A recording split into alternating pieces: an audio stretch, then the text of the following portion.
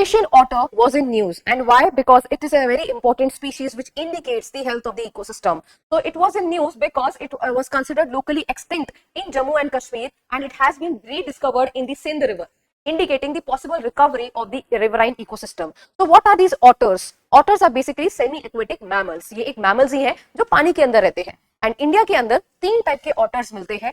For example, we have the Eurasian otter, which is the very most common one. Then we have the smooth-coated otter and small-clawed otter. ये तीनों otters India में मिलते हैं. And these otters are very very crucial. Now coming to the Eurasian otter, this is also known as vadur. इसको हम vadur भी कहते हैं. The IUCN status is near threatened. Cites it is coming under Appendix 1, and the Wildlife Protection Act, it comes under Schedule 2. Right? Along with that, the behavioral features of the otter, you can see the picture of the otter. So it looks something like this, and its behavior is usually, it is very shy, elusive. It tries to live alone only. It is by nature nocturnal. When I say nocturnal, it means that the species is active mostly during the night time.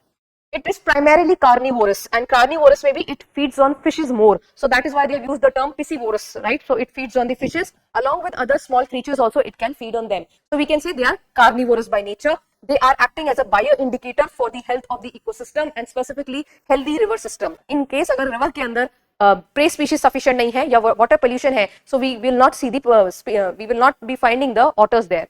Right, distribution if we see of the Eurasian otter, you will find them in the Himalayan foothills, you will find them in the Western Ghats also, and Central India as well. And the other two otters, the smooth-coated otter, that is found, it is widespread in India, across India you will find it, and the small-clawed otter is again found in the northern foothills only.